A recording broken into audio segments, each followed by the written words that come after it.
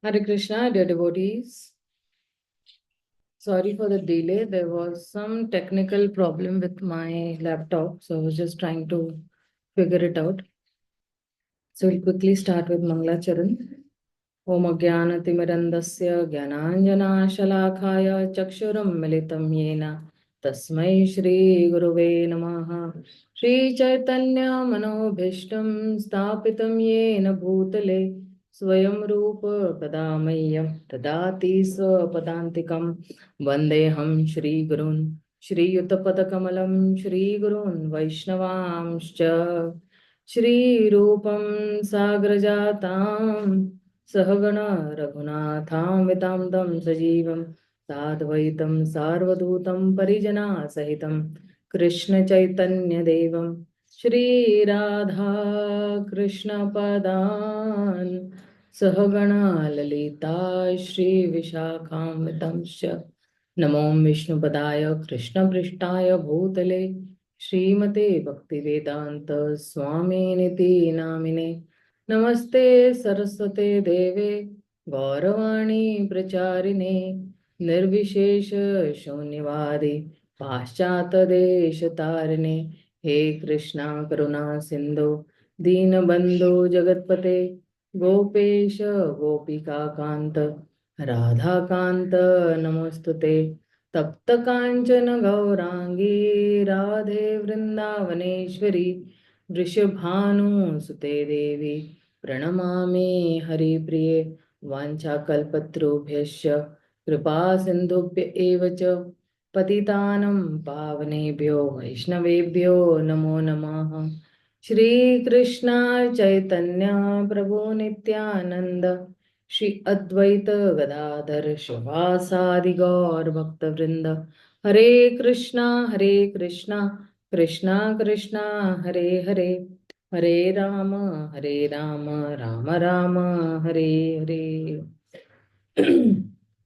Dear devotees, thank you so much for joining in the Saturday class of Bhakti Shastri. So last Saturday, we had completed the 14th chapter. We had just started the 15th chapter, shloka number 1. So we had completed shloka number 1, but I'll just, I'll just brief you about what exactly the 15th chapter is. So this 15th chapter that is there is exactly that because we are in the Jnana section at the moment.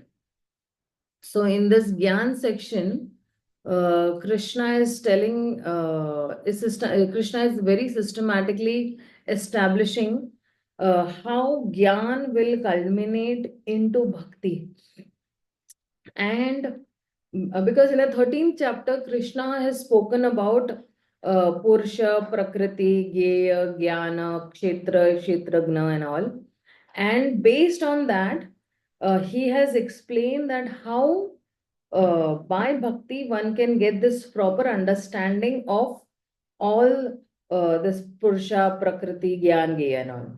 And in the 14th chapter, he is further elaborating through many analysis of material nature, and by which one can understand that if one is transcending the three modes, then or if one has to transcend the three mode, then one has to take the shelter of pure devotional service or bhakti. And this only devotional service will culminate into the understanding uh, that Krishna is the support of the Brahman also. And after that, uh, Krishna says that Bhagwan is the ultimate reality, and and that Bhagwan is actually Purushottam, the greatest person. So that is why this chapter is called actually Purushottam Yoga. And the first very 6 shlokas of this particular chapter, the 15th chapter, they are establishing that how to attain liberation by detachment. So from detachment to surrender, from the material world to the spiritual world, how will one person, progress? And if one does not have that detachment, then he says that in the means, Krishna very nicely gives, the positives, the negatives, the do's, the don'ts. If you do this, this will happen. If you do this, this will happen. So if you do not um, cultivate that detachment, then what will be there? Then there will be bondage. So from the seventh shloka to the yeah, from the seventh shloka to the 11th shloka, there is like you will have bondage, and that bondage will actually put you into transmigration. And in the from the 12th and the 15th shloka says that how is Krishna also helping us in our material existence, and he's helping in our spiritual endeavors also. So, and he says that what is the essence of the Vedanta. So, in this particular chapter, in the 10th chapter, we had the Chatur Shloki Gita, right? But in this 15th chapter, we have the 3 Shloki Gita. In 3 shlokas, the whole of the Gita gets summarized. The essence of the Vedantas gets summarized. And then we have from the 19th and the 20th, we have that if you know Krishna means you know everything. So this we started with this 15th chapter, shloka number 1, where Krishna is giving an analogy. He starts with an analogy that there is an imperishable banyan tree, and it has its roots upwards and its branch downwards, and those leaves are the Vedas. And one who knows the Vedas, who knows this tree, is the knower of the Vedas. So maybe in detail, if somebody wants to go through the shloka number 1, I've explained it in detail, can refer to the recordings of previous the previous recording that I recently sent on the WhatsApp group, and it's available on the YouTube channel also. So this particular tree, so we'll be going to the second shloka.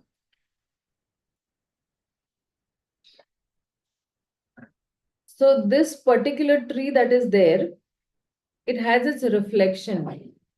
This tree with its branches down and the roots upward, it has a reflection of a real tree in the water. And this is the tree of this material world. So this tree of this material world is only a reflection of the real tree in the spiritual world.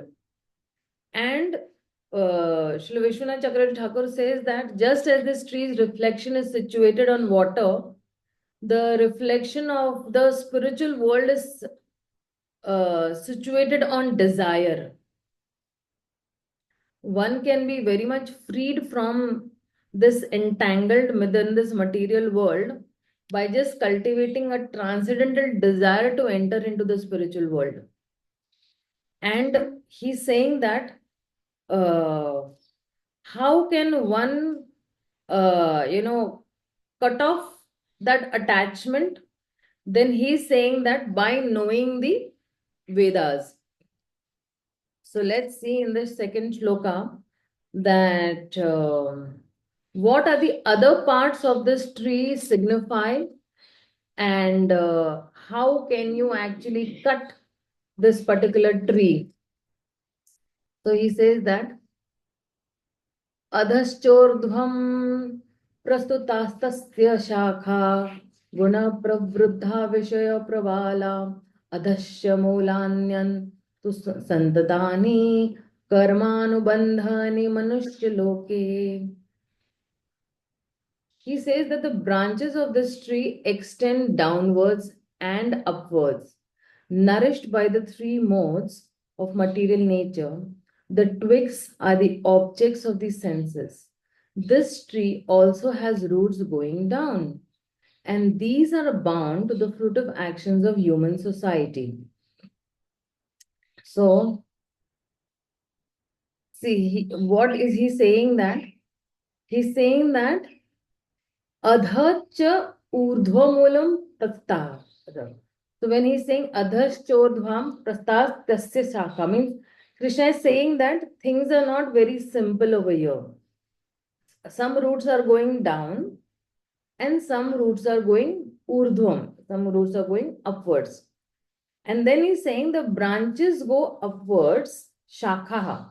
The branches are going upwards as well as these branches are going downwards also. So,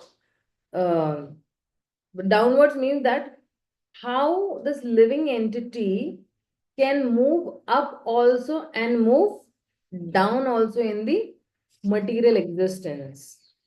And what are those activities by which somebody can move upwards also and can move downwards also? So this creation has begun from Brahma. So the roots are up, and from there things move downwards. So Brahmaji is the very first living being, and because the living beings, when they are born, they immediately, they fall down, then they stay in the material existence. They go into various species and various directions. So when their transmigration, during their transmigration, they actually either can come down or they can go upwards. So these are the branches. When we say shakha, the branches here represent that how the tree is expanding. So if you see the branches expand, एक branch में से और दो तीन branches आ जाते हैं, right? 2-3 more branches. And then he's saying that guna pravruddha vishaya pravalaha. He's saying that how are these nourished? So these branches are nourished by the modes of material nature. So this is the connection, that every tree needs some or the other, every tree needs water for nourishment. So when we choose a particular desire, accordingly to the three modes, uh, then according to our material existence, it expands. So, and that is why we move forward in life. So then he's saying that Vishaya Pravalaha Adaha. Vishaya Pravala means, Vishaya means all these sense objects, what Prabhupada is giving in the translation over here. And Pravala means these twigs. So Vishaya Pravala means the sense objects as the twigs. And then he's saying that Adhasya Mulani Anusantatani. The roots also go downwards. Adha means down, right? So the whole tree, if you see, is a very complicated tree. When we use the word root, we use it in many senses, right? One meaning might be that from where things begin, right? So when we come or where we come from, okay. So the roots of all our actions, our desires, the thought is the seed of the deed. Whatever deeds we have done, what we have to do is, what we have to change is our actually thoughts. If we want to change our actions, then we need to change our thoughts, and everything is based on this desire. So if we do certain actions, it affects our thoughts also, like, right? So for example, if I'm doing some particular action, it will actually affect my thoughts also. If it is affecting my thoughts, it will affect my desires also. So based on what our actions are, what our thoughts are, so then the roots also are changed, right? So we go beyond our karma. upwards or downwards. Our conceptions change based on how we act. Sometimes we act positively, sometimes we act negatively. So accordingly, we go upwards or downwards. So whatever actions, whatever desires I have, and whatever actions I do based on the desires will provoke me to either go up or go down based on whatever I have done. So adhascha mulani anusantatani, and he's saying karma anubandhani manushya loke. Karma anubandhani and manushya loka means what? See, karma plus anubandhani. Karma means what? Whatever work I am doing or whatever action I am doing. So I become bound by my own karmas, right? Whatever action I'll do, I'll get bound by my own karma. So, and where will I get bound? Manushya loke, in the world of human society, right? So, the law of karma, it works in very different ways in different levels also on all planets. The earthly planet is basically for doing karma. And the heavenly planets and the hell are for enjoying the fruits. Whatever karma I have done, then either in heaven or hell, I enjoy those fruits. So even in heaven, if they offend devotees, they have to suffer. So, but there is much more freedom in the heaven than on the earthly planet. The laws of karma are very different in the heavenly planets over there, right? So, karmanu bandhani manushya loke. So, this bondage is created where? This bondage is created in manushya loke only. So, in this various ways, living entities are bound in this human society. And if you see Srila Prabhupada's purport,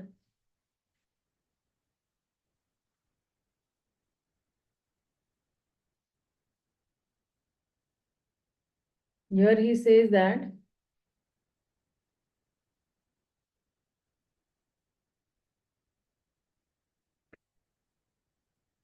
in the lower planets, there are vertical manifestations of the human society, human beings, animals, horses, cows, dogs, cats, etc. This planet, where human beings is considered a field of activities over there.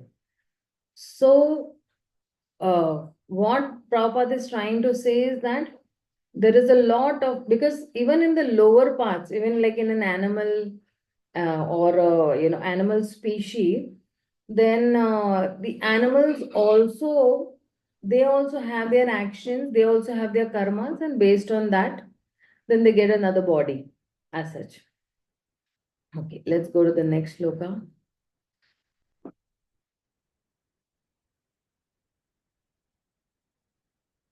So see, the second shloka, it says that this tree has branches and this tree is nourished by the three modes, and the twigs are the sense objects, Vishaya Pravalaha, and then it has, if it has a primary root, but it has a secondary root, the secondary root is Karmanu Bandhani. And then he's saying that, Srila Vishwanath Chakravarti Thakur says that all these subsidiary roots are attachments, aversions, and the tendencies towards doing some pious work, impious work, they're developing from this secondary root, whatever karma that we are doing. Okay, and the fruits of this tree are dharma, artha, kama, and moksha. And this tree is eternal, avyayam, right? In the sense of being, continuous, because it does not disappear except if you have knowledge and then you get that discriminating power given, then you'll be able to, you know, you will be able to actually, uh, this tree will disappear, right, of this karma bandhan, right? So, okay, let's go to the third.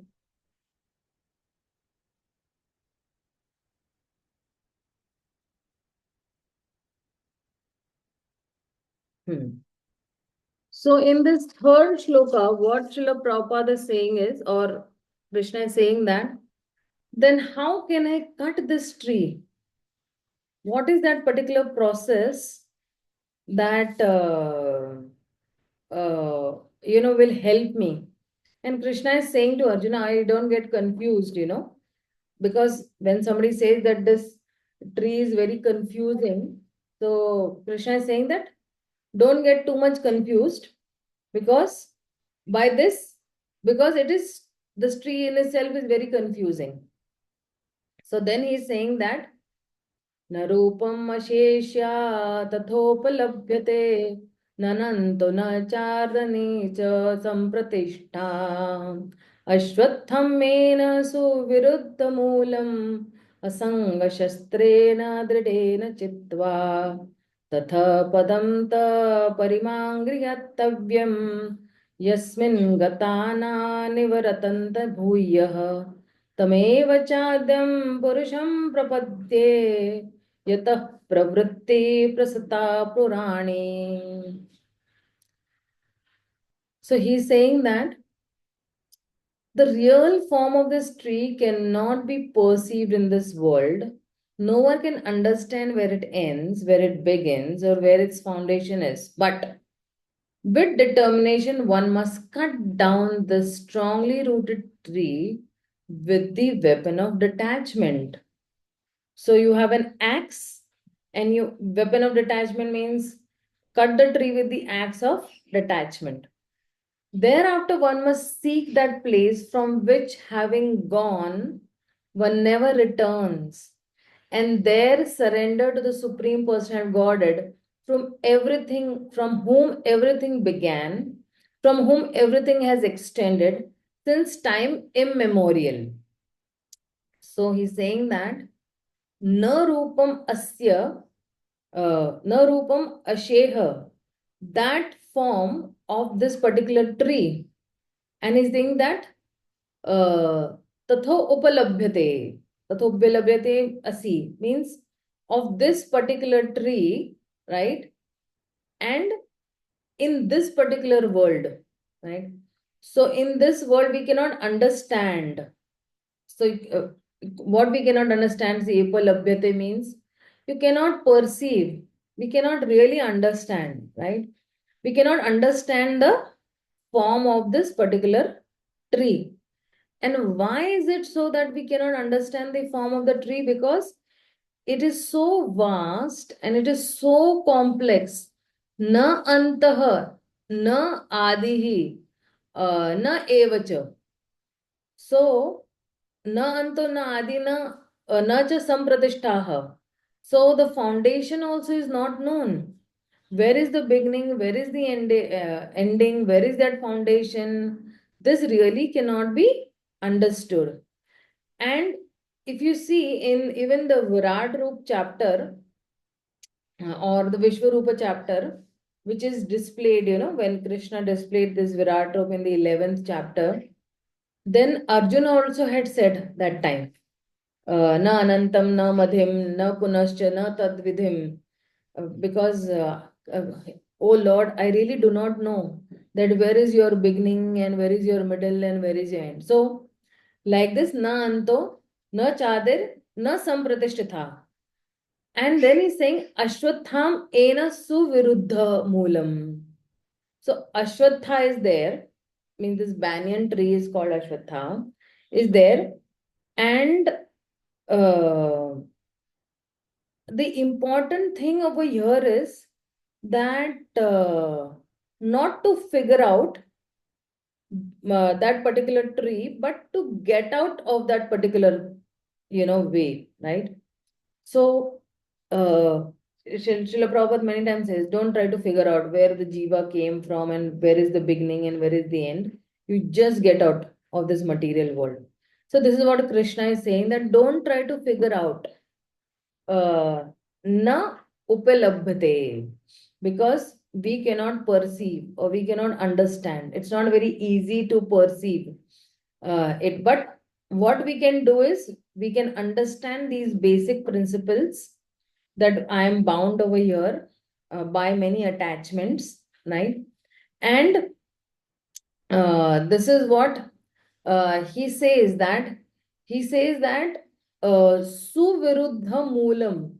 So moolam is the root, and he's saying that suviruddha, very, very strongly, I am bound, right? Or I am rooted.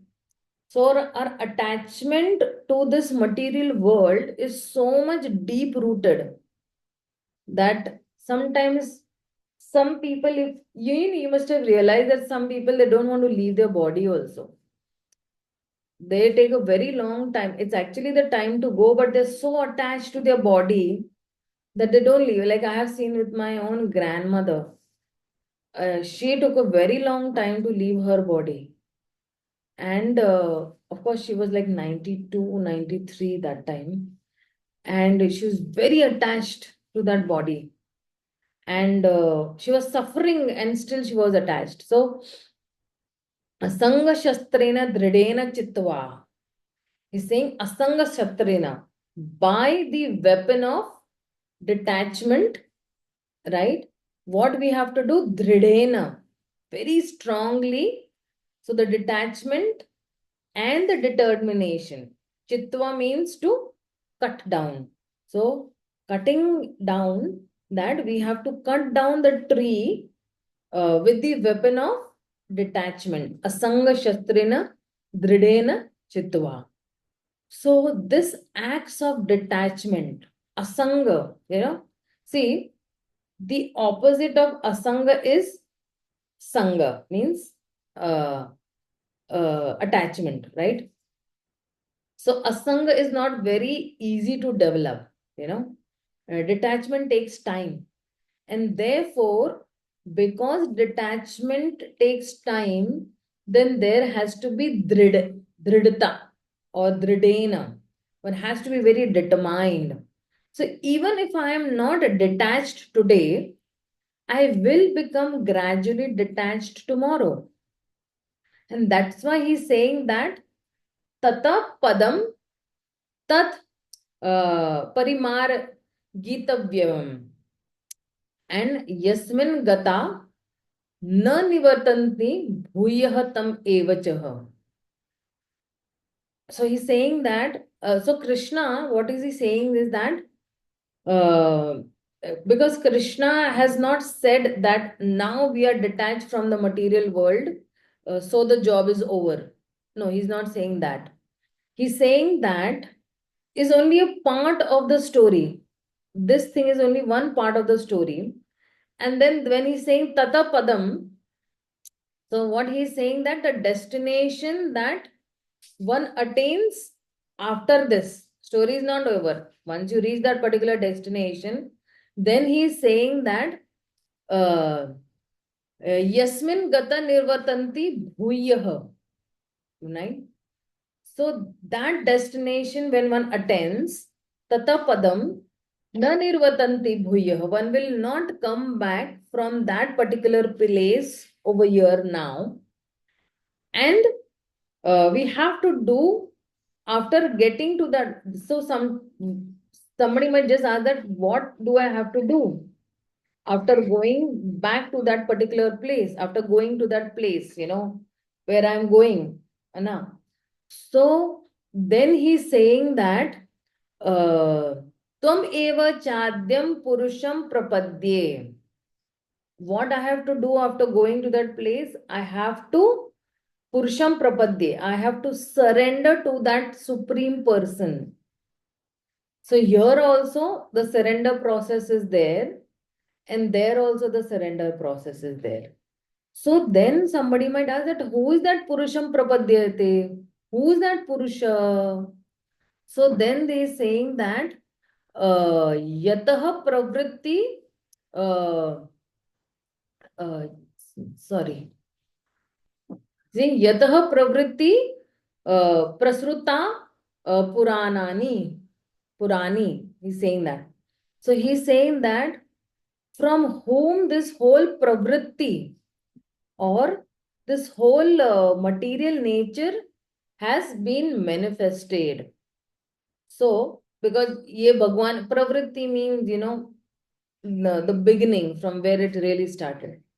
So, Krishna is saying that when we keep on going in the material world, what keeps us on going in our material sangha?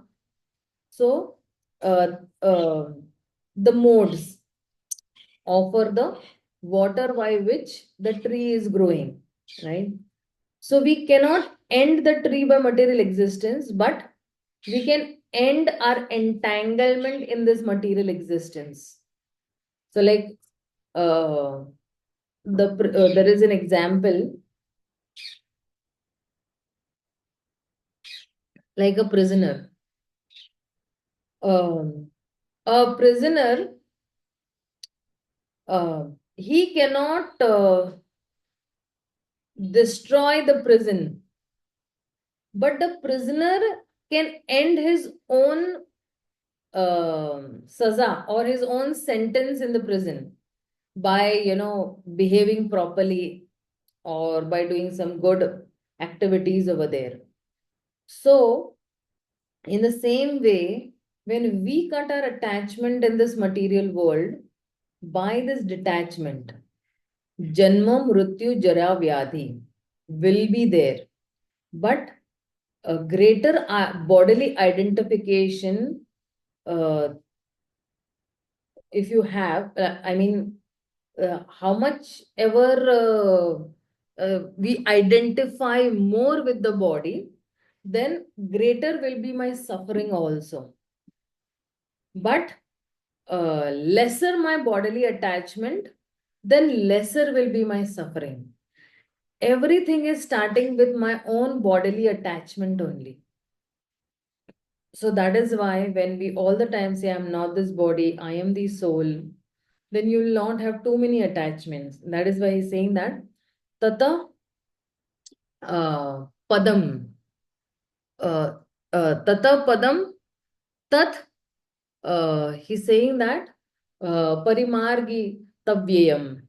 So once one becomes detached from this material world, from even all these misleading varieties of this material world, and the beauty and the quality that comes with it, uh, it uh, it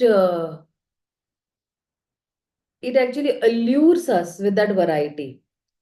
And after that, what one person does is that he moves forward, right? But he moves forward in the sense that he gets binded.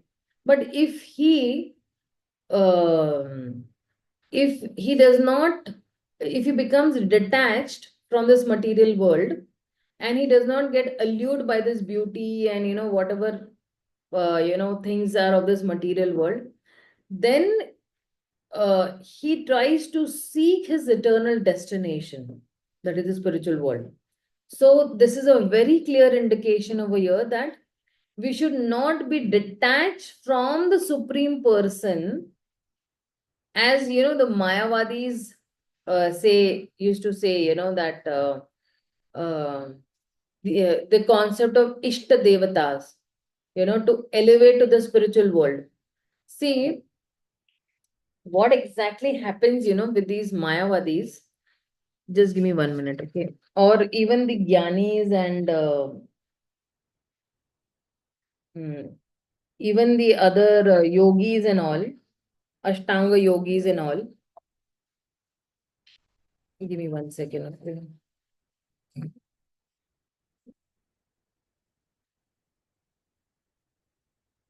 So, hmm.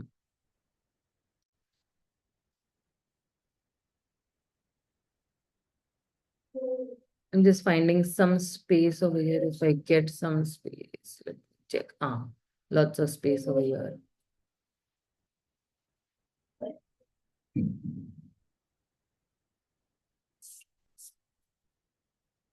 So see, in the Ashtanga Yoga, okay, what we have is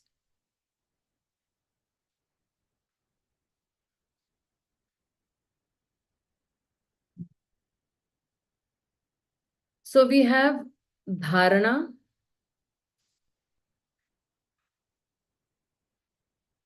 dhyan, and no, what do we have in Ashtanga Yoga? The process. Just give me 1 minute, okay?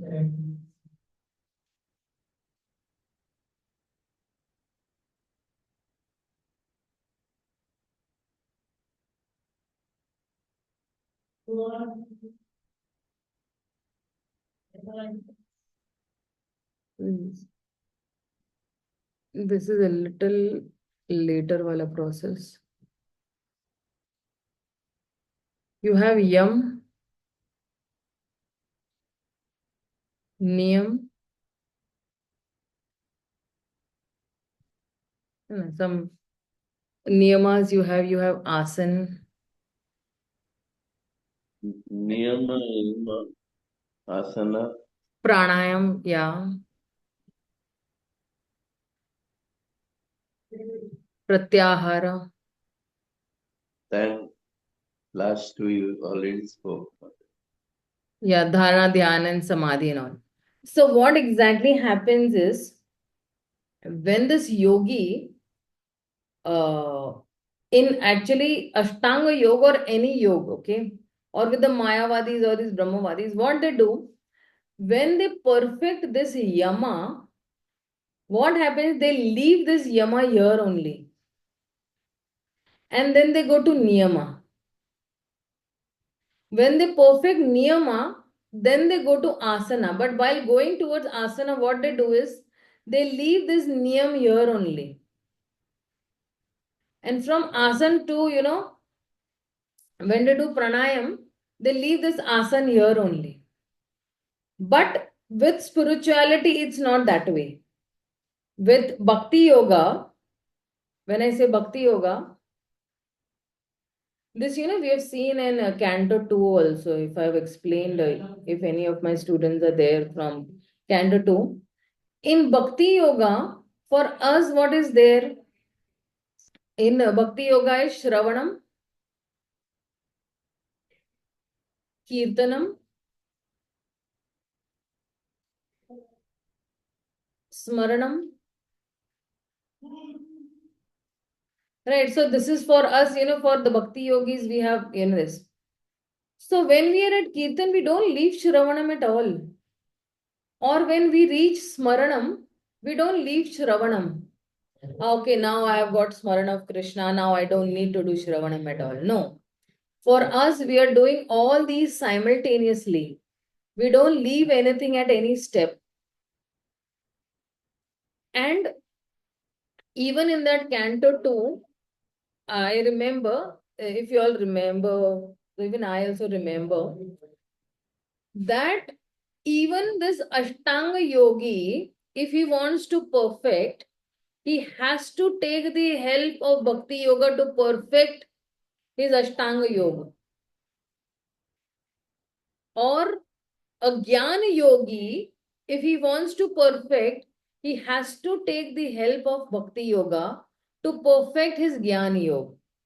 But the problem there is that even if this Ashtanga Yogi or the Jnana Yogi, okay, see, this Ashtanga Yogi, he's meditating on whom? This Ashtanga Yogi is meditating on Paramatma. Okay. He's meditating on the Paramatma. And this Jnana Yogi, what is he meditating? He is meditating on Shunya. He's meditating on the light. Right? So, this Ashtanga Yogi has two choices.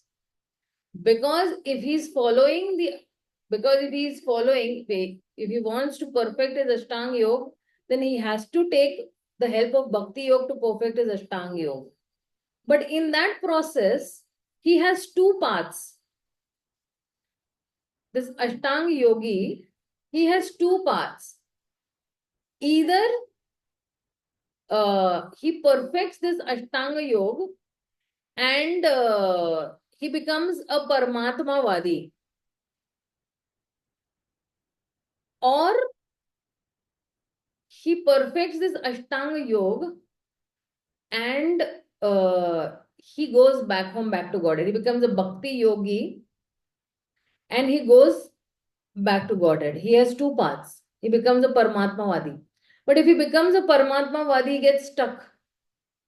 And because if he's following the Bhakti Yoga process and he's perfect with that, and he realizes that no, okay, Krishna is all in all, I need to surrender to him. I need to, follow the ninefold devotional processes as such. Then exactly what happens is that he becomes a Bhakti Yogi, because now he knows exactly that how I need to, transcend the three modes, and by the mercy of devotees, then of course he can, perfect. He can come to this level of Atma Nivedanam.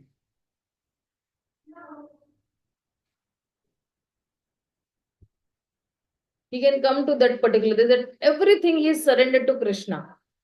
Because we are talking about surrender to Krishna over here. So he will surrender everything to that Adyam Purusham Prapadye. He will surrender everything to Krishna. So that is why when when we are saying that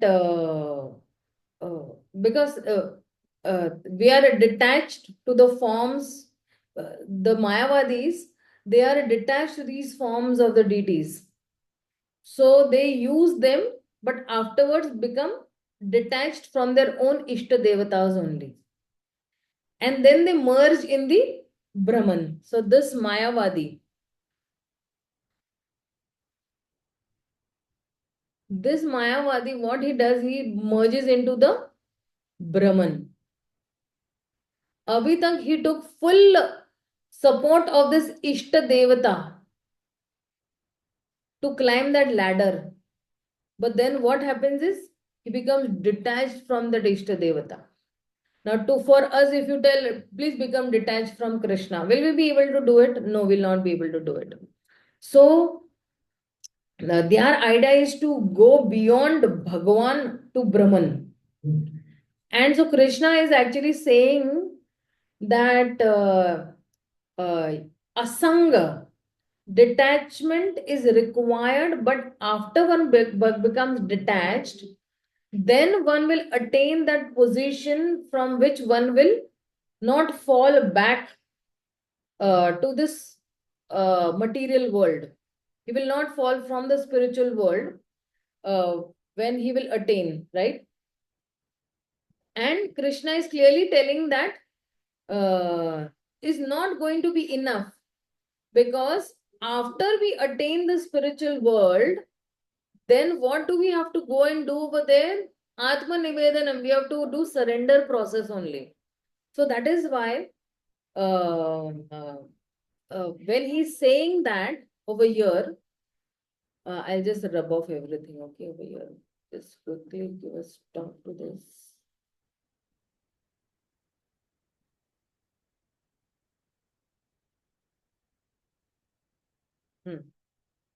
So when he's saying over here, Yata pravritti prasata purani, and then tam eva chadyam purusham prapadye. So since time immemorial, it is explained that the whole material nature is coming through him only. When he's saying that uh, everything is coming from the Supreme Lord. And if you see, what Prabhupada is also saying that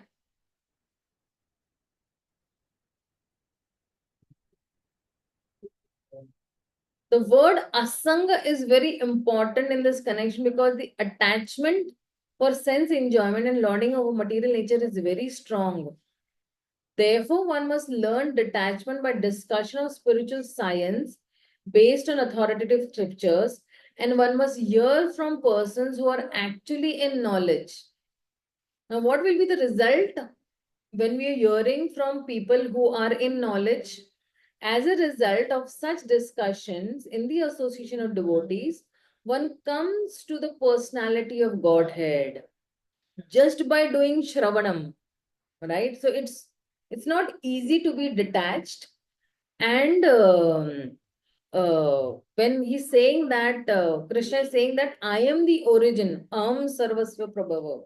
He's saying I am the origin of everything. It's the same. When he's saying Yata Pravriti Prastruta Puranani, and when he's saying Sarvasva Prabhava, that I am the origin of everything, the both sentences are the same. Then the first thing one must do is to surrender to him. In that association, what do? You surrender. So Krishna has referred to himself as a third person. Here, that means that he is referring actually to himself as that Purusha to whom we have to surrender. And that person will be mentioned. Who is that particular person? Right? When Krishna in the 18th chapter, when he says, Sarva Dharma Parityaja Mam Ekam Sharanam Raja. Aham tam sarva papebhyo mokshayishami masucha. So when Krishna is saying that whom to surrender, then Krishna is saying, please surrender to me. That time he does not use the third person over there. So, and then he's saying that over here,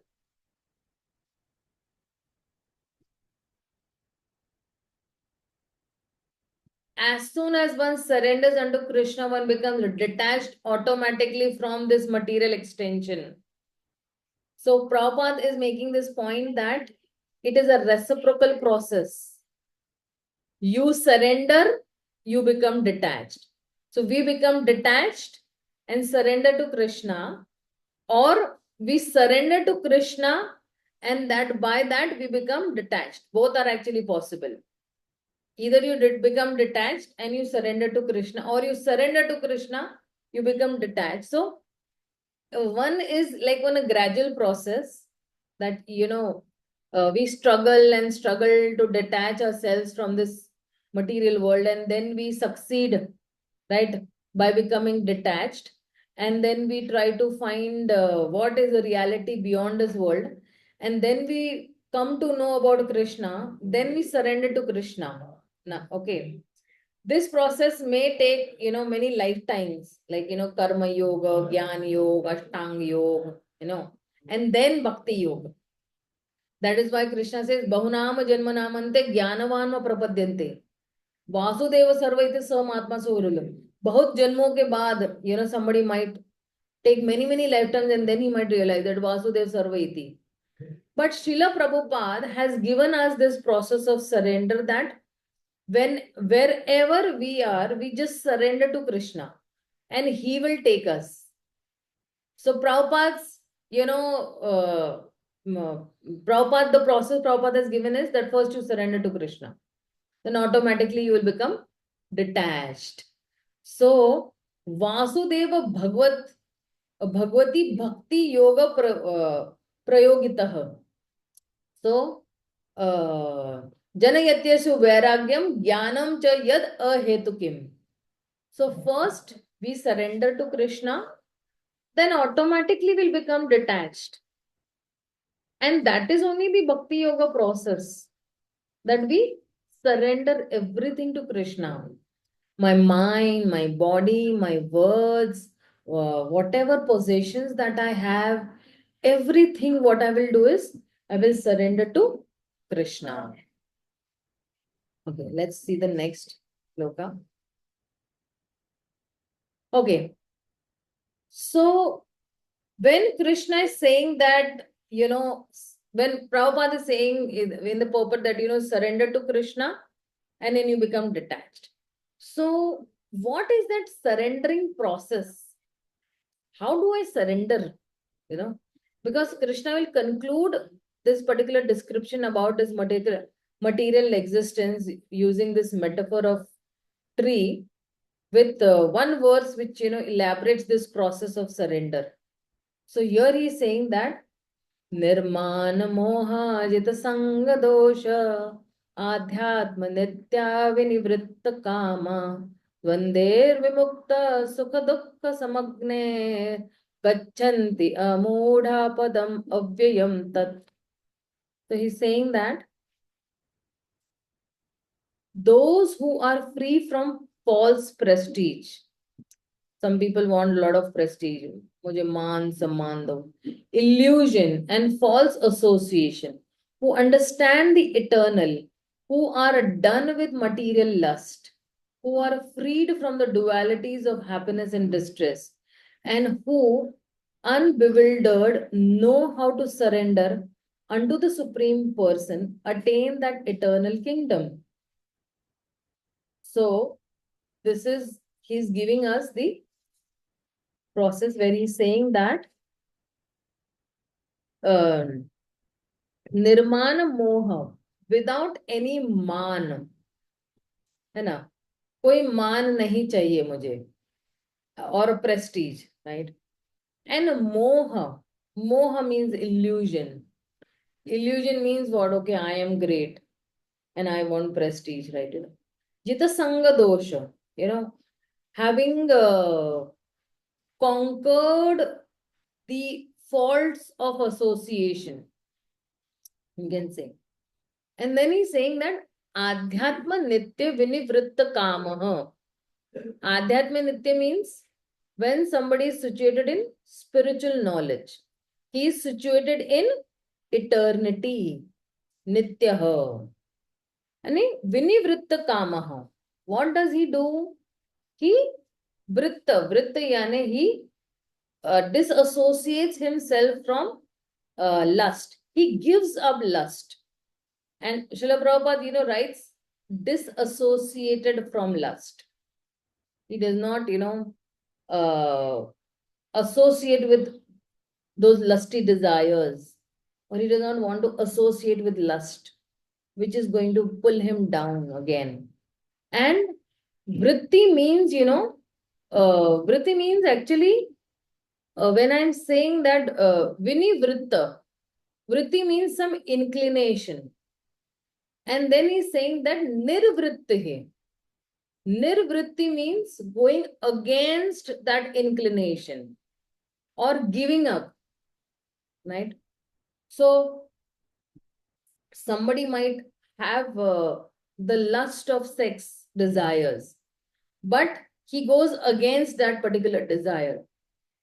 So when we say, see, even in a Vedic tradition also,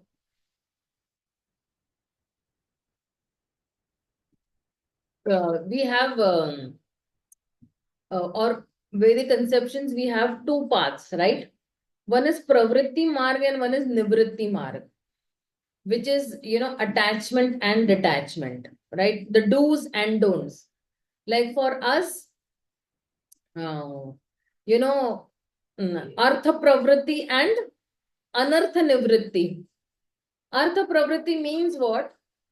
Meaningful activities that we do. And anartha nivritti means what? What is not required, the don'ts, right? So what are the don'ts for us?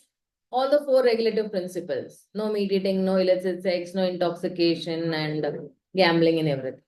And artha pravritti, some meaningful activity means what? That, you get up early in the morning, you chant, you read, you do aartis, you offer bhoga to the Lord, you do some physical service. These are all artha pravrittis, right?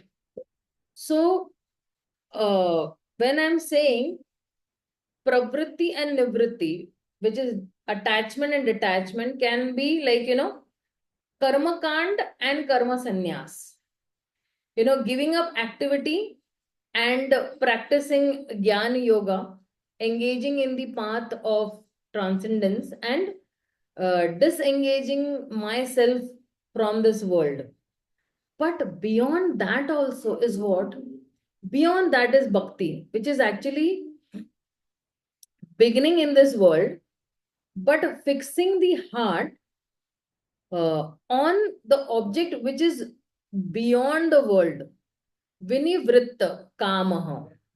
So I don't have to renounce the world, but I have to renounce the desire to enjoy in this material world. I have the strong desire to enjoy in this material world. So I have to renounce that particular desire. So this word nivritti, nivritti, if you translate even in English, it's called retirement. So vinivritta kamaha means detachment from sensual enjoyment. And why is he saying vinivritta kamaha? Because the desire for that sensual enjoyment is only binding my soul. So when he's saying that prakriti eshtu hi bhunkte prakriti jana gunaha, when a person starts watching all the emotions of the movie, he he's you know he starts getting all the emotions of the movie, like there's somebody has fear and somebody is happy and somebody is angry. But if somebody does not watch only these movies, right, then those emotions will not come upon him. So as long as I have that desire for enjoyment, these material things, uh, uh, or as long as I have the desire to enjoy these material things, or this material existence that is there, so many of these emotions of happiness and distress and anger and fear, they will keep on overwhelming us. But when we give up an entanglement for this material desire, we become detached, right? And we become attached to only one person, and we try to see that okay, I'm attached to Krishna, and I'm attached to his instructions, I'm attached to his devotees, I'm attached to devotees instructions. So that is why he's saying that sukha dukkha samagyanah. So when he's saying that sukha dukkha samagner, means one remains equipoised even in happiness and distress. And when he's saying that dvander vimuktah, when one becomes detached from these dualities of happiness and distress, right? And kamaha dvander, he's saying that because he becomes detached. So then he becomes equipoised. अरे मेरे लाखों का धंधा चौपट हो गया. He becomes equipoised, where nothing was mine. When I was born, I was not born with all these things. Because of my some karma, I have lost. So he becomes equipoised in happiness also. If he gets 10 crores, he says, okay, this has come because of the Lord's mercy. I actually did not deserve it, and let me utilize this in some good cause. So who is that person who can do this? Gachanti amudha padam avyayam. Such a person is amudha. Such a person is the one who is not bewildered.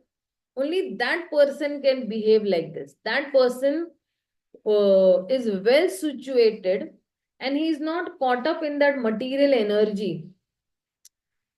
Because this material energy only makes, when I say material energy, means only prakriti. This material energy only making me mudha. Mudha means the foolish person or bewildering. But a person who is situated in, this consciousness that, I should be equipoised in any situation is a mudha. And that person is padam avyayam tat. That person will attain that eternal destination. So see, when he's saying Nirmana Moha Jita Sangha, so he's saying that those who are free from false prestige and illusion and who have conquered false association and who understand the eternal, who are not, who are done with material lust, who are freed from the dualities of happiness and distress, who are unbewildered and they know how to surrender to the Supreme, they will attain that eternal destination. Padam Avyayam.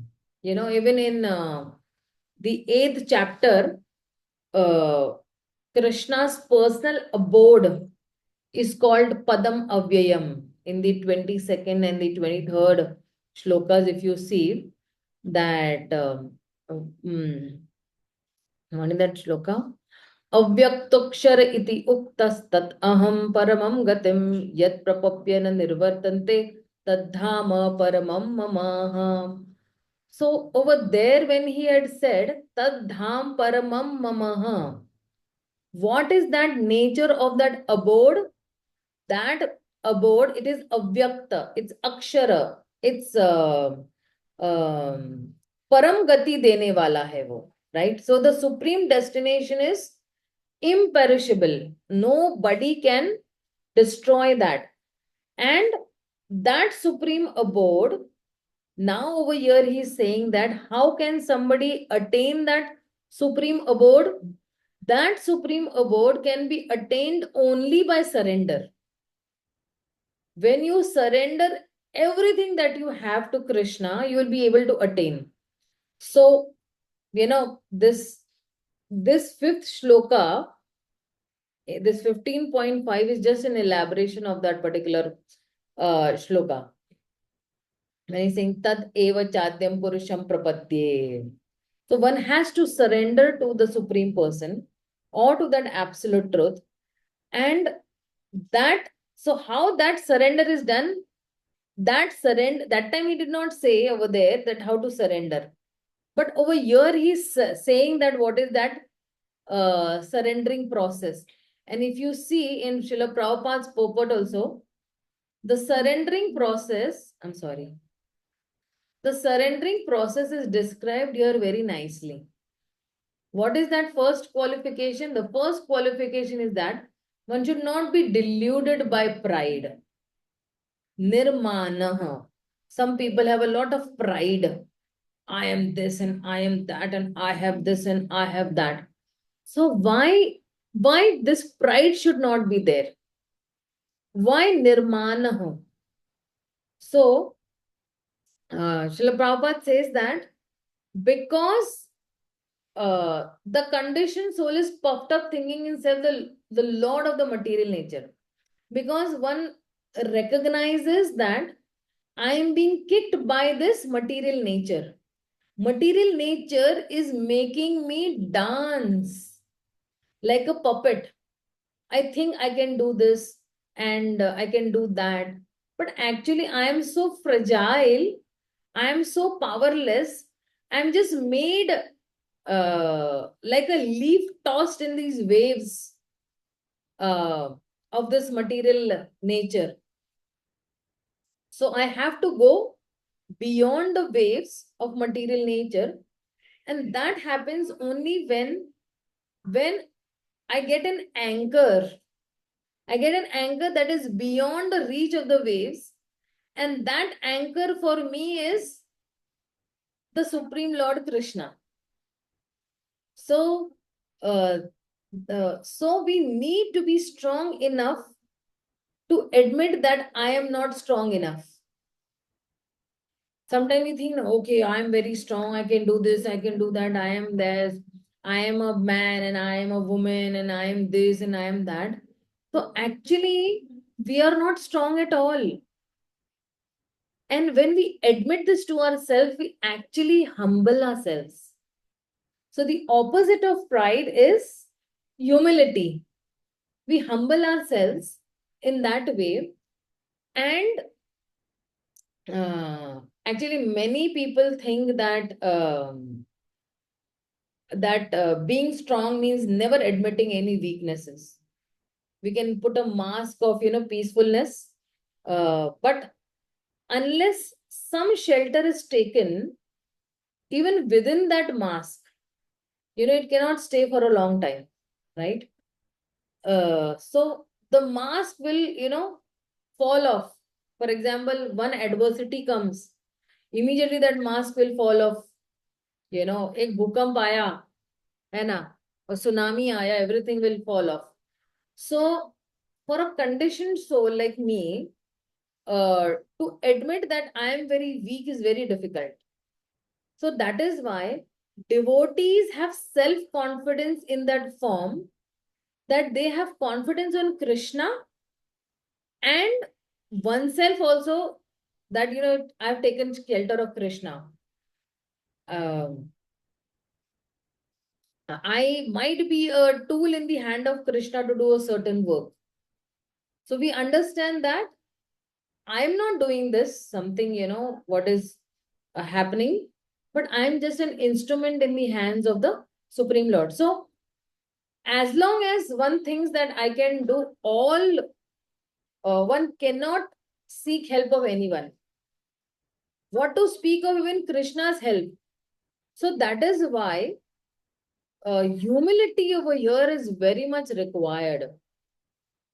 And that is why when he says the first qualification, one should not be deluded by pride, which means only that one should be very humble than the blade of grass.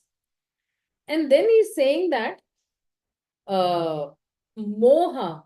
Moha means to think that, this belongs to me, that belongs, me and mine, actually, when he's thinking.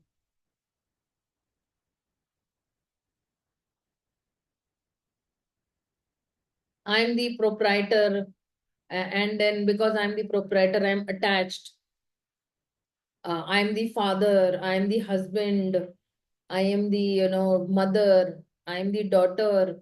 All these things, when you have this proprietorship, then you have that attachment also. And that is why when he's saying that Jita Sanga Doshaha, these modes only they are creating duality. And those dualities only become faults. Anna. These dualities only become faults, and then what happens that we become binded in this material existence. But when I'm saying Jita Sanga Dosha, when one is free from that, then he's fixed in Adhyatma Nitya Vinivritta Kamaha. One stays always in the spiritual consciousness, and he will be always free from, or Vinivritta Kama, he will be free from that lust. And then he's saying, Dvandir Vimukta, one will stay away from all these dualities. That is why if you see, he's saying that one has to cultivate over here.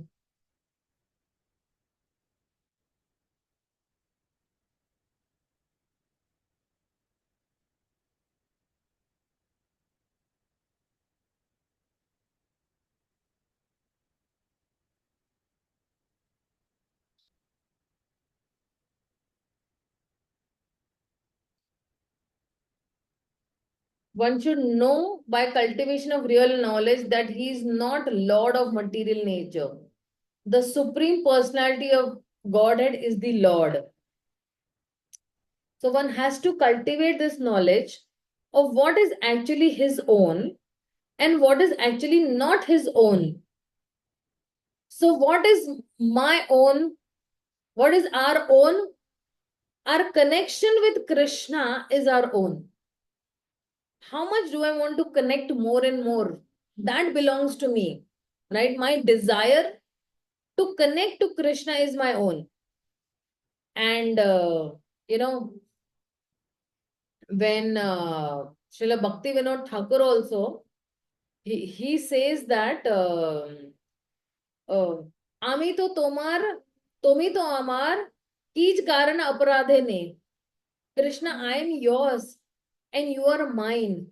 So what other wealth do I want? So what we have to do is, or what we have to harmonize things in service of Krishna. Our own connection with Krishna is the most important property that we own, right? So that is why he's saying that Vinivrittaha Kamaha, completely getting retired from this material existence. And Nivritta is to retire, and Vinivritta is totally retire. No chance only of coming back, right? So that is why our Vedic culture, it does not encourage divorce, but it encourages divorce of the soul from the matter. है ना? And rip it apart, and that will lead to spiritual liberation. So, you take divorce from matter. Like most of the people now, they are too much in love with matter. Matter means only dead matter. Earth, water, air, fire, ether, and a combination of those. Some people are very attached to their houses. Some people are very attached to their wives and husbands and children. So I'm not saying that we should not be attached. We have to do our duties. We have to follow our responsibilities because that is our dharma. We are born in that particular family, and those relations have come upon us through our own karmas. We have to give the best, but we have to see to it that how we all as a family get connected to that particular supreme person. Our connection with Krishna, or our family's connection with Krishna, is the most important property for us that we should take care of it. Okay, let's go to the next shloka.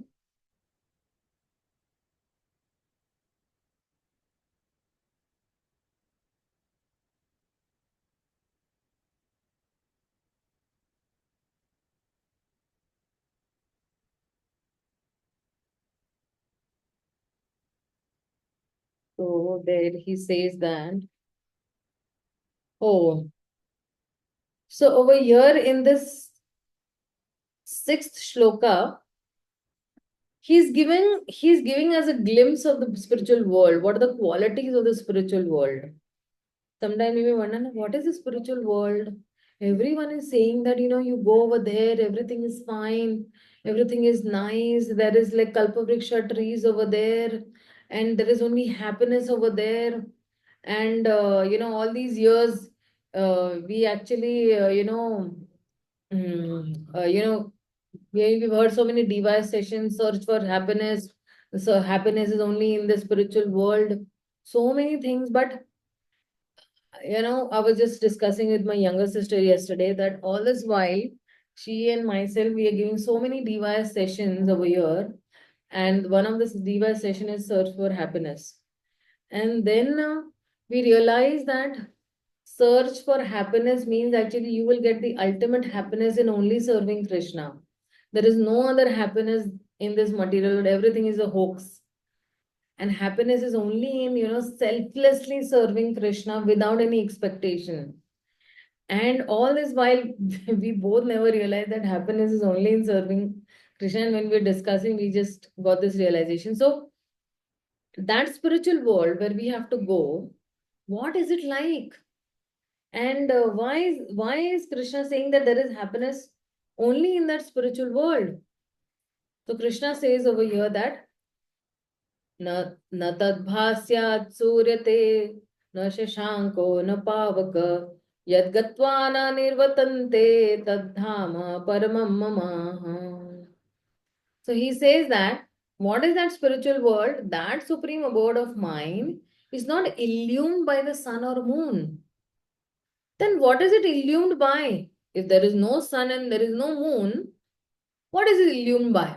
Nor by fire or nor by electricity. Those who reach it never return to this material world. So, na tad bhasyat bhasyate suryo. that abode, and what is that abode, which is actually being talked even in the previous verses, that particular abode will be attained by surrender.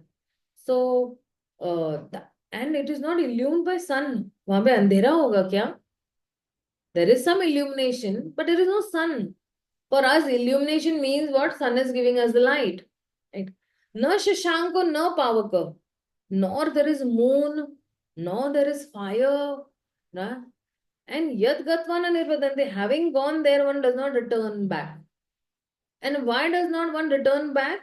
Tat dhama paramam mamaha. Because that is my supreme abode. So see, when Krishna, just 1 minute.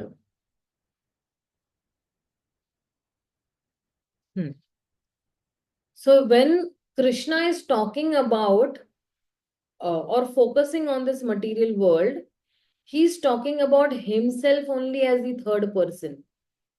But when he focuses beyond this world, he talks about himself in the first person.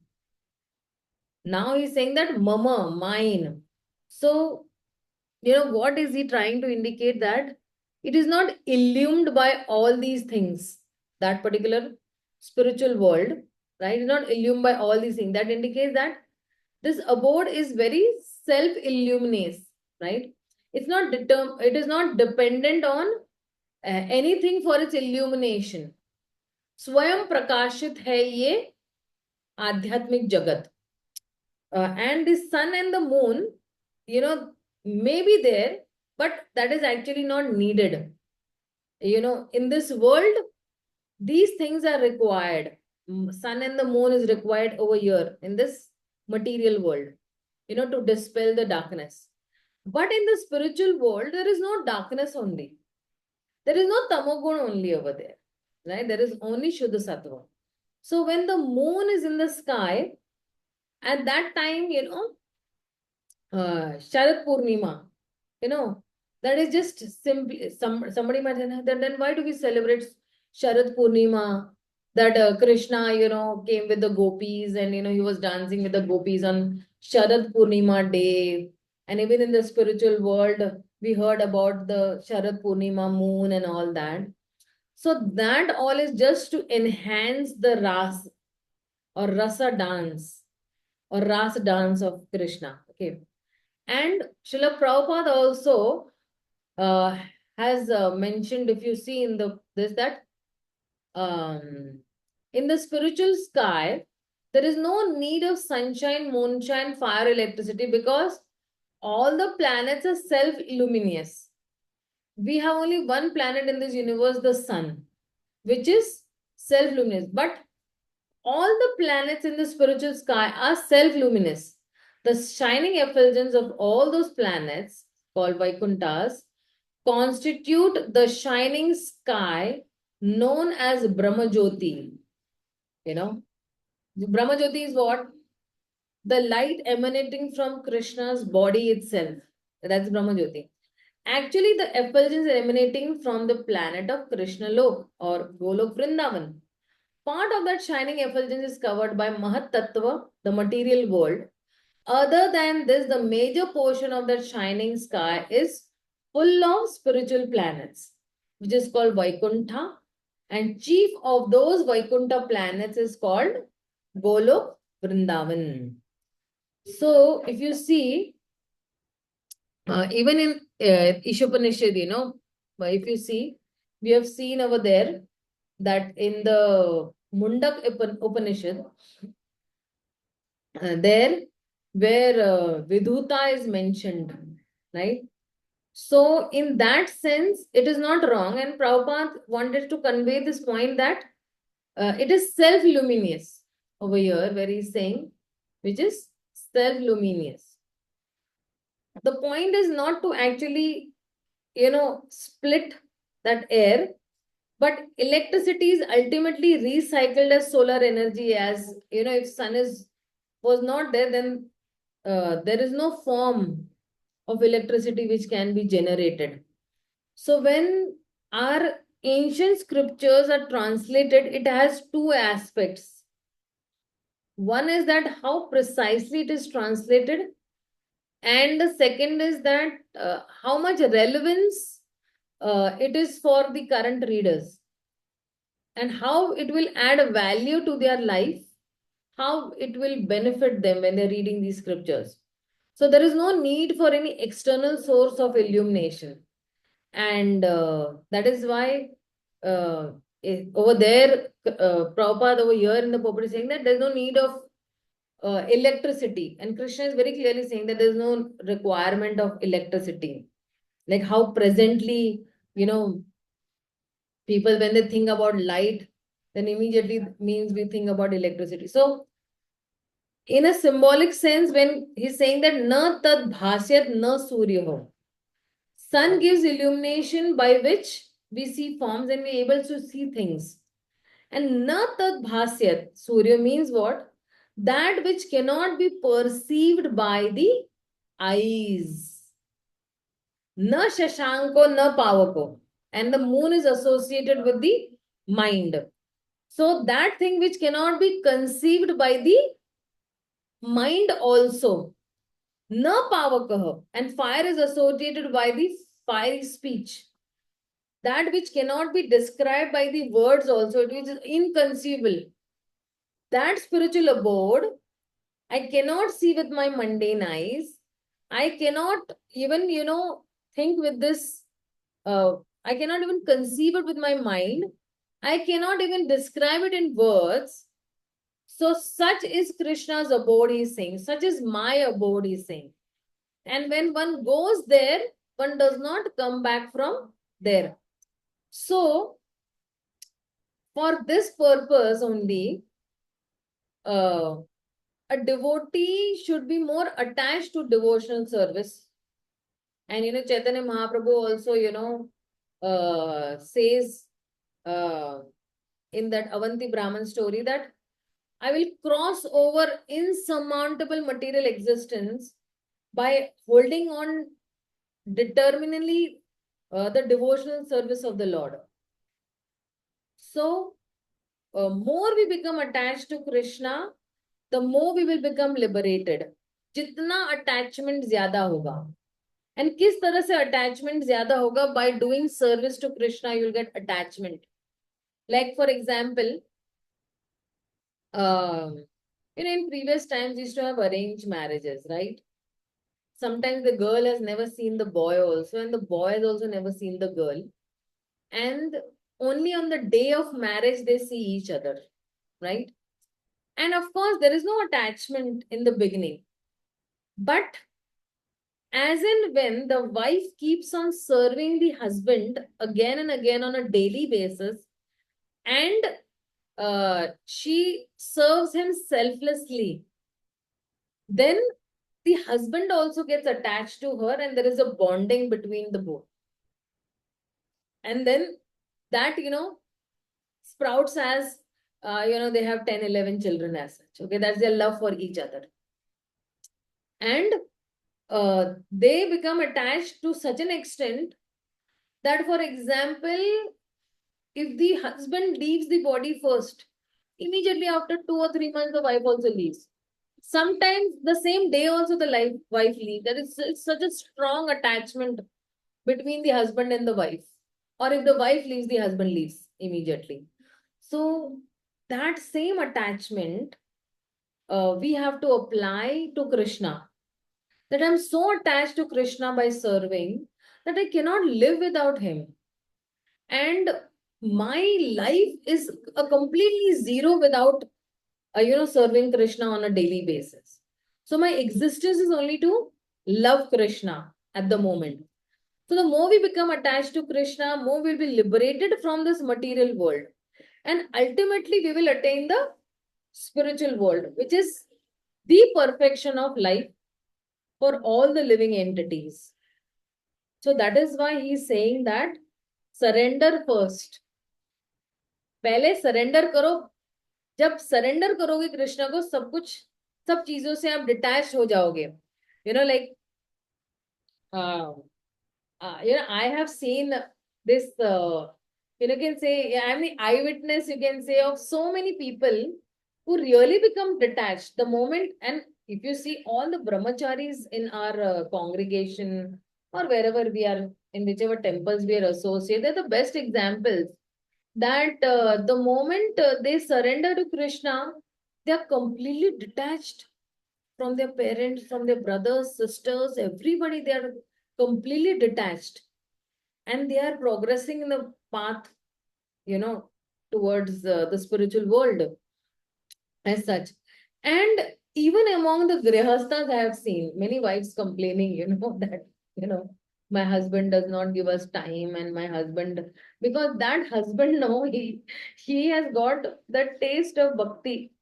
He has got, he's intoxicated by the process of bhakti so much that he thinks that no, I just want to surrender completely. He becomes little fanatic also in that process. But a little later, when he is counseled and all, he comes to his own senses that yes, to take good care of my children and my wife is also like an important aspect of bhakti, because before I entered bhakti, these people have come in my life, and this is my responsibility as such. Or even sometimes wives also, husbands keep complaining that my wife does not cook the whole day. She's in the temple only doing some flower seva or doing some other spiritual activities only. She does not feel like coming home only. Or sometimes even teenage children also, they don't feel like studying also.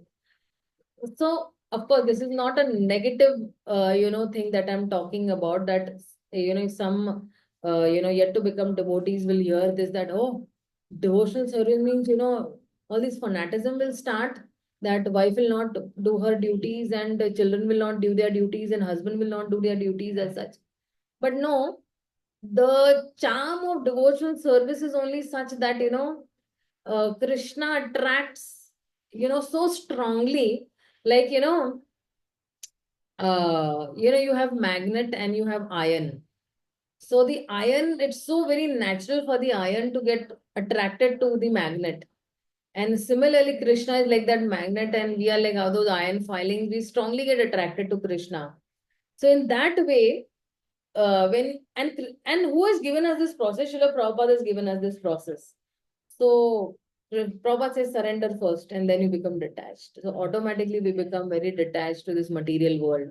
Like I remember one of my friends, she was telling me uh, that before coming to Krishna conscious, we used to do a lot of shopping. Saturday, Sunday means only shopping, shopping, shopping. But from when on, since we have come to Krishna conscious, we have not visited the malls only.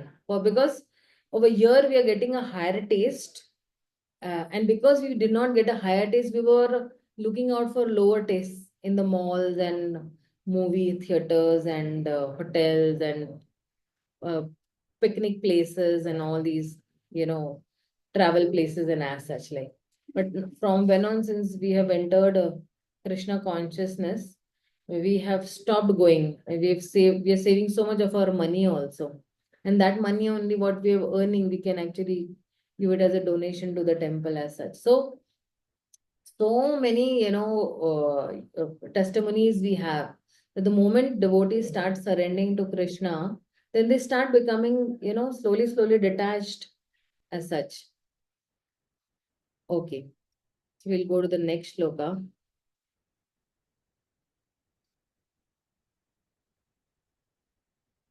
This is a little important shloka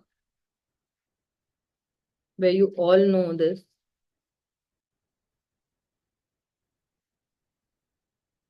So then, so when he's saying that the qualities of the spiritual world, then how can this living entities transmigrate from the material world to the spiritual world?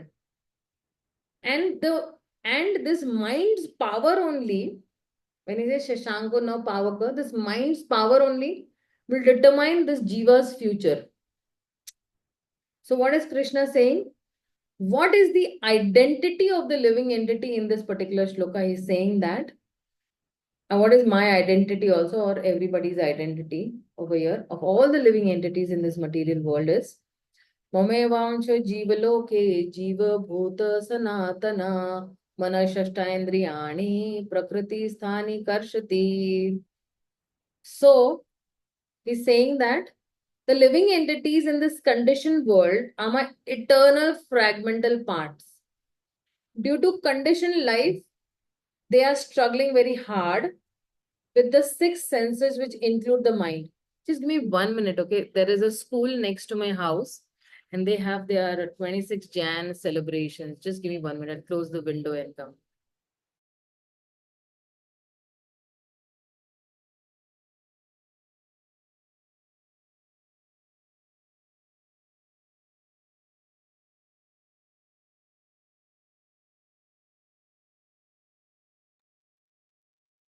So, if you see, in this particular shloka where he's saying that Mame vanshu jiva loke jiva bhuta sanatana.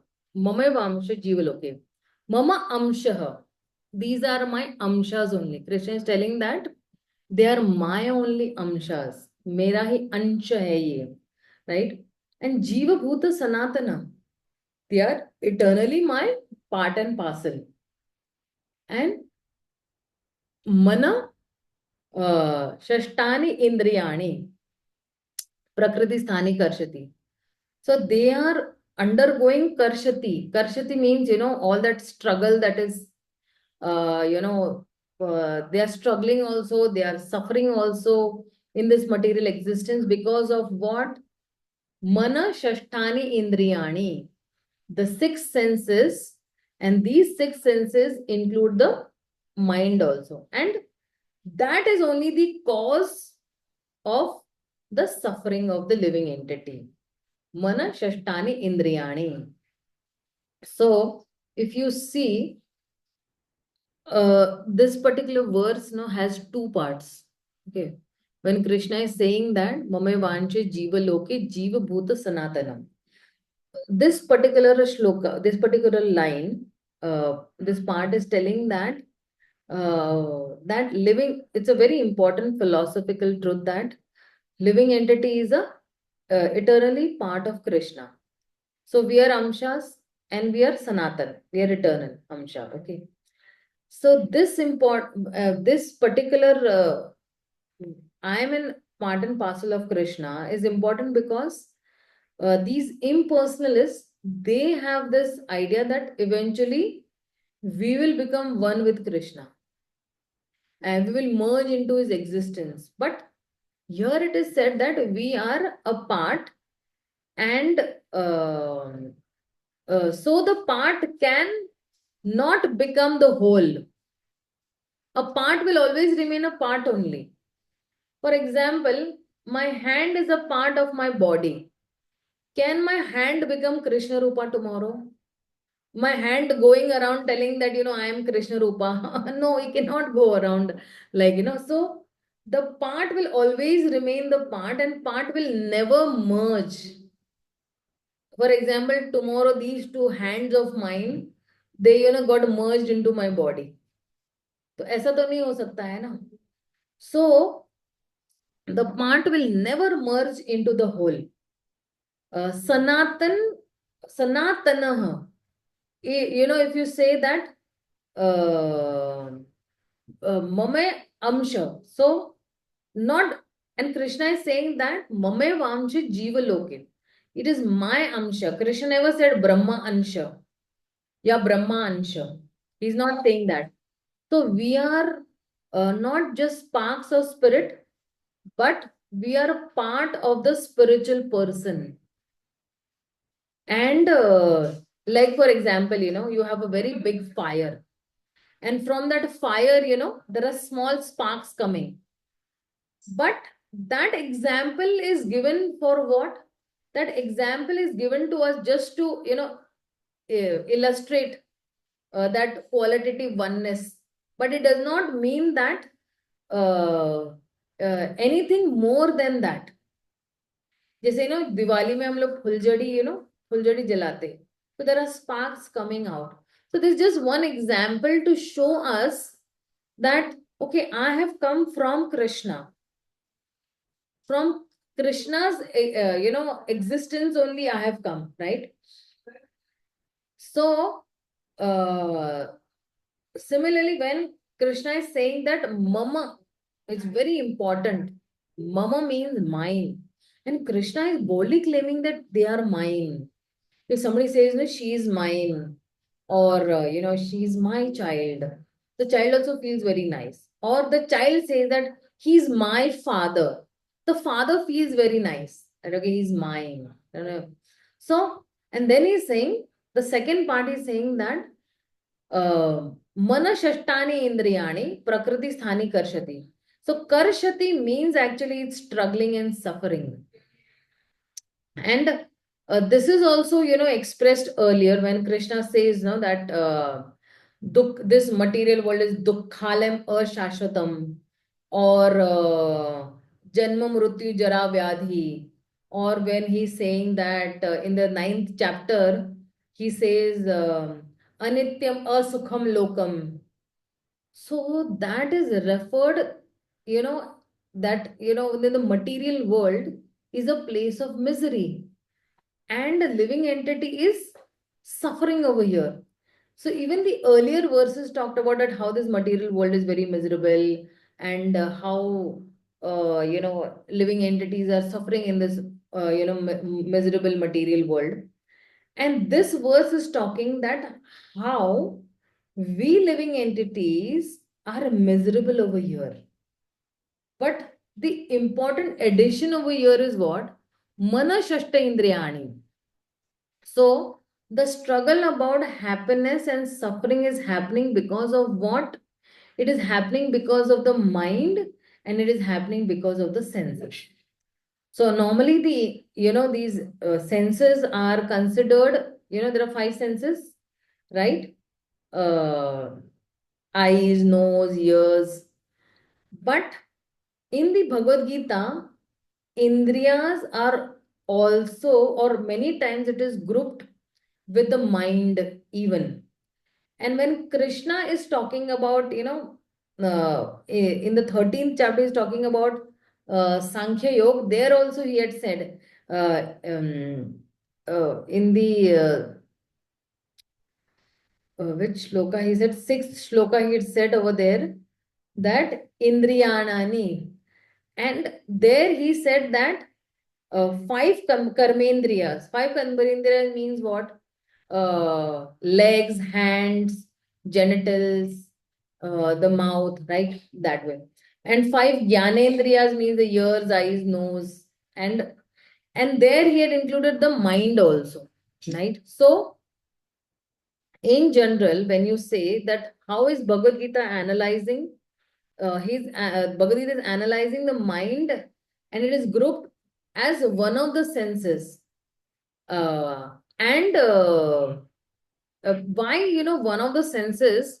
Because if you see, you see this palm of mine, okay, you have all these senses. And if this is the mind, so the mind is, attached to the senses. The senses are an input to the mind, right? So even in the 24 elements, if you see in the 13th chapter, 6th and 7th shlokas, there also 24 elements is called the field of activity. The Pancha Mahabhuta, earth, water, air, fire, and ether. And then you have the three modes of material nature, and the ego, the false ego, the intelligence, and all these are manifested. And even the Jnanendriyas, the five Karmendriyas, and sense within is the mind. So all these are called 11 senses, five objects of the senses, and the Jnanendriyas, the Karmendriyas. So people think that senses are a source of happiness, but no, here but that is a very insignificant happiness what Krishna is talking about.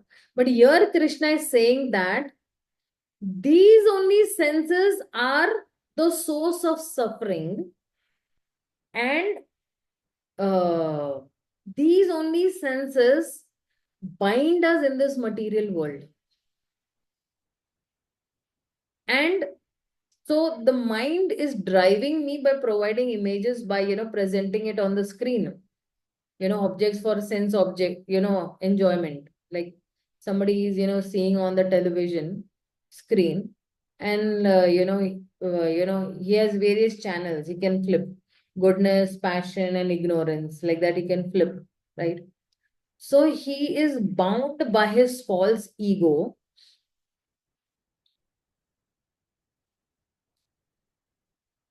If you see over here,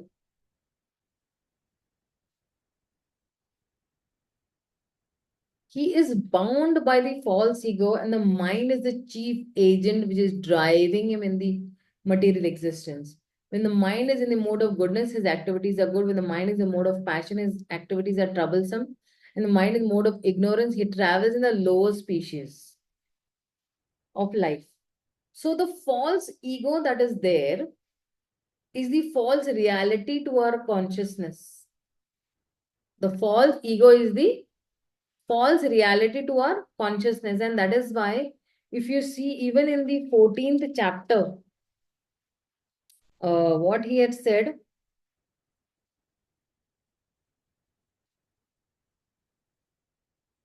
ऊर्ध्वं गच्छन्ति सत्वस्था मध्ये तिष्ठानि राजसः जगन्य गुणवृत्तिस्त अधो गच्छन्ति तमसः adho gacchati. So this is how a person goes down. There is degrees of suffering depending on the mode one is situated in. And that is why when he's saying that, uh, uh, when he's saying that, in one of the shlokas, he's saying that a living entity gives up that material embodiment and enters into the spiritual world. And when he reaches the spiritual world, what does he do? He revives his spiritual body. And in that spiritual body, what happens is he can see the Supreme Lord. He can see the Supreme Lord face to face. Currently, with my imperfect senses, I'm not able to see the Supreme Lord. I cannot hear him. I cannot speak to him face to face.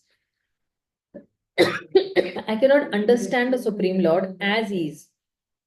So, then in the spiritual planet, when everyone is living, with his whatever bodily features they have, like the Supreme Lord, then he has the same features. Like Krishna has two hands, two legs, eyes, ears, nose. So there is no difference between the part and the parcel living entities. Or even if you see in the Vaikuntha planet also, all the Vaikuntha Vasis, they have four-handed form of the Vishnu.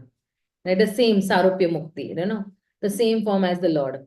Because even in that Ajamil section, if you see, there is a description in 3 shlokas in the end of those chapters, that how did the Vishnu Dutas come. There is a 3 shloka description where what the Vishnu Dutas are wearing, and they have 4 hands, and what is their helmet like, and what are this jewelry, and what are their clothes like as such.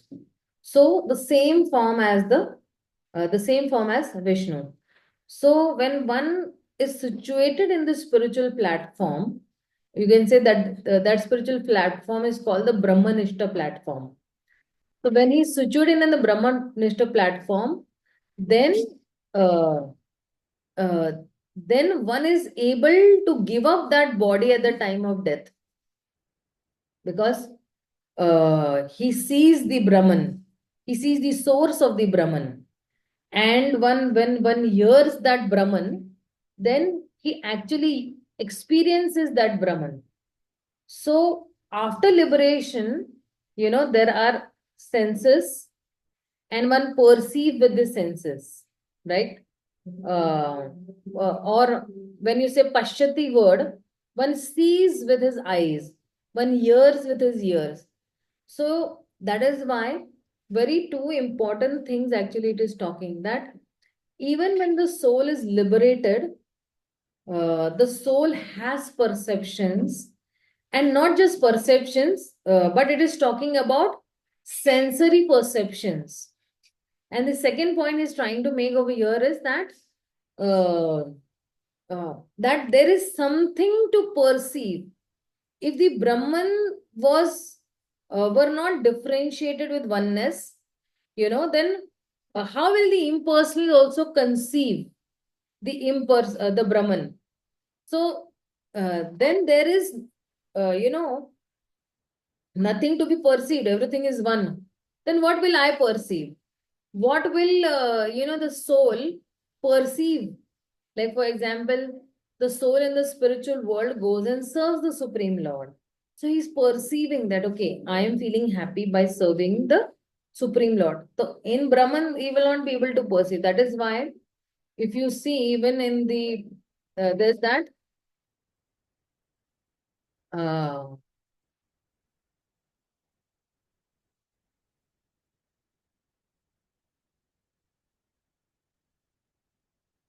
it is stated here that when a living entity gives up the material and enters the spiritual world, he receives his spiritual body. In his spiritual body, he can see the Supreme Personality of God face to face. He can hear, speak to him face to face. He can understand the Supreme Personality as he is. And when he's saying Vasanti Yatra Purusha Sarve Vaikuntha Murtayah, in the spiritual planets, everyone lives in bodies featured like the Supreme Personality of Godhead. As far as bodily construction is concerned, there is no difference between the part and the parcel living entity in the expansion of Vishnu Murti. In other words, at liberation, the living entity gets a spiritual body by the grace of the Supreme Personality of Godhead. भगवान की कृपा से आपको आपका क्या कहते हैं spiritual शरीर मिलेगा, आपको अपना आध्यात्मिक शरीर मिलेगा. And then he's saying over here,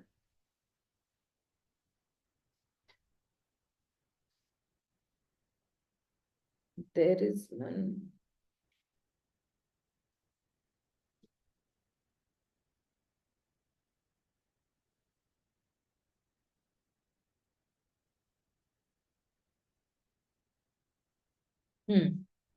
The fragmental portion, when liberated from the bodily entanglement, receives his original spiritual body in the spiritual sky, in a spiritual planet, and enjoys association with the Supreme Lord.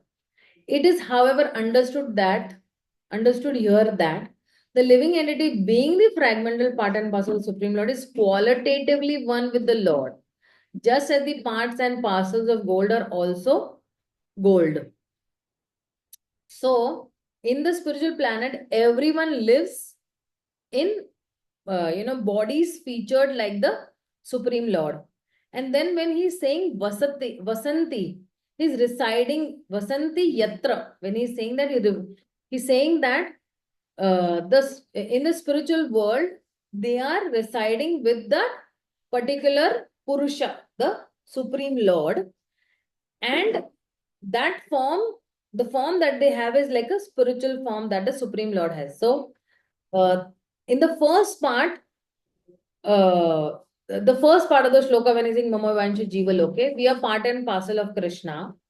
And the second part says that when we become disconnected, then we come in the spell of mind and senses, and that is why we suffer.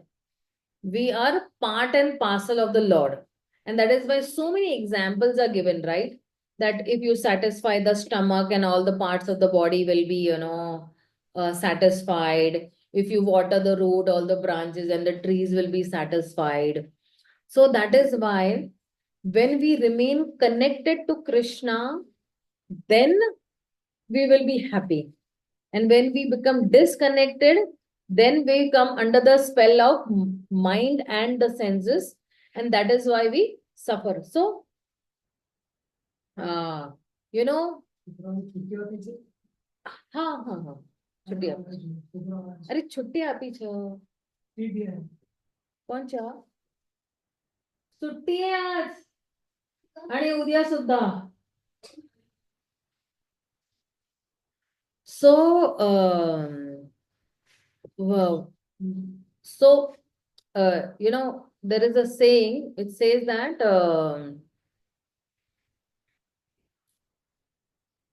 when I am a part, when I'm a part, uh, when I am a part of Krishna, when I'm a part of Krishna, I just forgot that saying now. Or you can say that be a part, be a part of Krishna and don't be a part from Krishna. Krishna, that way. So be a part of Krishna and don't be apart from Krishna. If you become apart from Krishna, then you suffer that way. Okay, I will halt my talk over here because at 10:30 I have to give another IDC class and then a Bhakti Vaibhav class. So back to back I have some classes. As such, if anybody has any questions, doubts, queries, you can ask me.